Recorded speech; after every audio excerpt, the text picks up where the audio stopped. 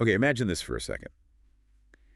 The main group of people buying things in a huge market, like China, well, that group has shrunk Hmm. by maybe 20, even 30%. Yeah, that's a massive shift. It really is. So let's unpack this, because this deep dive, we're focusing right in on what that huge demographic change means for China's economy, and especially its tech sector. And to help us figure this out, we're looking at some really great insights from IT journalist Makino Takefumi. His article, it gives this really detailed view of China's IT world, going way beyond the headlines. Exactly. It gets into the real forces shaping things. So if you've ever felt, a bit lost trying to keep up with China's economy or tech changes, Which is easy to do. oh, absolutely. Yeah. Especially with all the talk about this population bonus thing kind of fading away. Well, you're in the right place. We want to give you a clear pass through it all. Yeah, cut through the noise a bit. We'll hit some surprising facts, explain why it matters, whether you follow global markets, tech, or even just how people shop. Our mission here is pretty simple, really. It is. We want to understand how losing this population bonus is basically pushing China towards new tech, new business models. And we'll be looking really closely at Gen Z, their spending habits, what they actually want. Okay, so let's start there. This population bonus.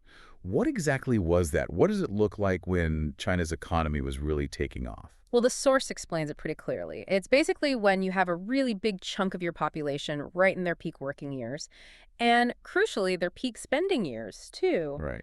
The article points to the generation that was maybe 30 to 40 years old around the time of the SARS outbreak. That period saw a huge growth, and a big part of that was just having this large group of active consumers. So like a built-in economic engine almost, a massive market just ready to Too go. much, yeah. But now, that engine may be sputtering a bit because that main consumer group is shrinking. And shrinking quite a lot, right? Precisely. And the article stresses this isn't like a minor dip. We are talking 20 to 30% down. It calls it a fundamental shift, something different from the economic hurdles China's cleared before. Because of the scale. Yeah, the sheer size of this demographic change makes it, well, a really big deal. And that population pyramid graphic mentioned in the article, it really paints a picture, doesn't it? You see those two big bulges, the late 40s, early 30s. What's the story behind those? Those peaks tell a story. The late 40s group, that's from around the start of China's big economic reforms. The early 30s bulge, that reflects a time after the strictest phase of the one-child policy, plus economic growth, letting more families, afford kids, sometimes paying fines even. But then the numbers for the younger groups, Yeah. they drop off sharply.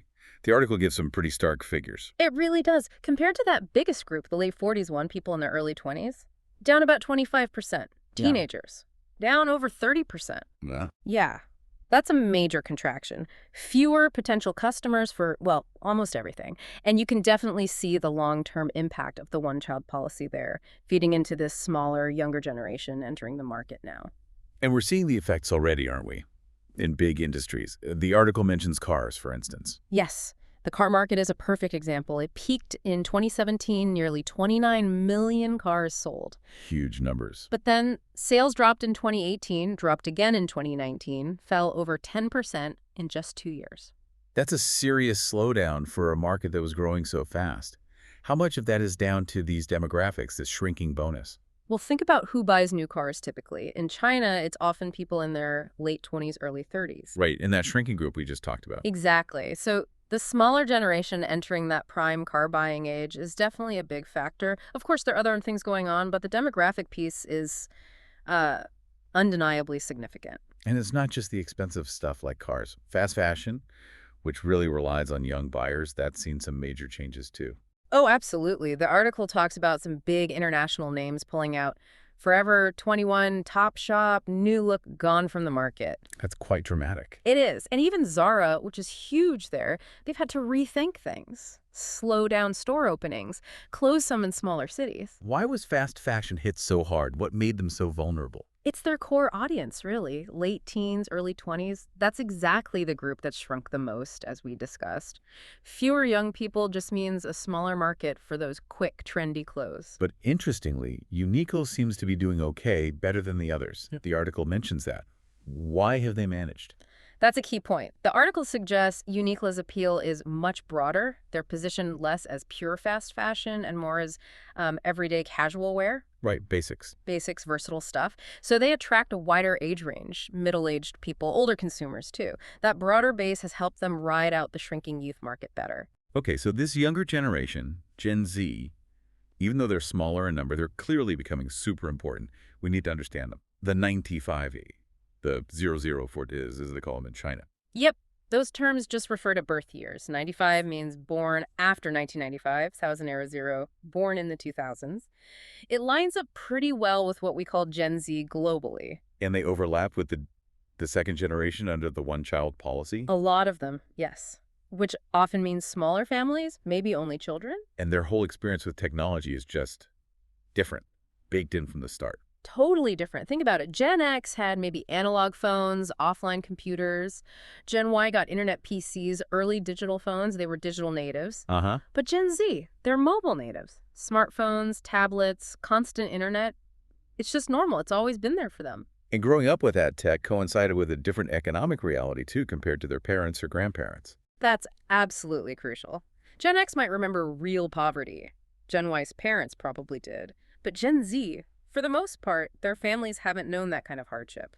Their baseline is different. Which must shape how they think about money, about buying things. Definitely. It leads to quite different consumption patterns. How so? What are the contrasts? Well, the XY generations generally had this strong desire to consume. Gen X wanted the standard stuff, appliances, maybe a car, a home, things everyone else had. Keeping up. Sort of. Gen Y started wanting more exclusive things, luxury brands, maybe a vacation home. There was that het or non-mainstream trend, too, about expressing individuality. Okay, but Gen Z, the article uses some interesting words to describe their attitude. Het. Yeah, those words are really telling. Ti is like being a homebody, maybe otaku culture. Fo is like Buddha-like, low desire, less materialistic. And 8 is sort of apathetic, maybe self-deprecating humor, but definitely less driven in that traditional consumerist way. Buddha-like, low desire. Yeah. That's fascinating. Is it like they're opting out? It's complex. It might partly stem from the intense pressure they feel, education, jobs. That might make them rethink those older goals. But it's not that they don't care about anything. Right, it's not apathy across the board. No, not at all. The article actually describes them as being very aware of global issues, social concerns. They're seen as rational, very focused on efficiency. They hate wasting time. Which explains the car thing again, maybe. Exactly. They see cars as bad for the environment, even electric ones, considering the batteries. Plus, sitting in traffic. That's wasted time when they could be on their phone on the subway doing something. Ah, the efficiency angle. Yeah. They prefer what the article calls individual MaaS mobility as a service, using their phone to seamlessly jump between public transport, ride-sharing, bike-sharing, whatever's smartest. And that critical eye applies to fast fashion, too. For sure. They see it as flimsy, wasteful. They'd rather research purchases, look for organic cotton, fair trade, things that last. Function matters. Good athletic shoes, yes. Basics like Uniqlo, yes. Fast trends, less so. Even how they travel is different. Uh-huh. They fly less often than older generations, maybe twice a year compared to an average of nearly 3.5 times. Interesting. And while they might save money on the journey itself, taking a sleeper train instead of high-speed rail, for example, they're apparently willing to spend more on where they stay. Like choosing a resort or a nicer hotel over a budget option. Why that trade-off, do you think? The suggestion is they really value their personal space and comfort when they do travel. Quality over quantity, perhaps? It really sounds like they're investing more in themselves and experiences, maybe, rather than just stuff. That comes through really strongly. The article cites a stat. 74% of Gen Z would use free time for learning or self-improvement. That's compared to only about 35% for XY generations. Huge difference. Yeah. They're spending less time on things like work networking, aimless shopping, even exercise or travel, it seems, and more on, well, self-investment. And what about money management? Things like Alipay's Huabei credit feature are everywhere. How do they use that? It's a different mindset.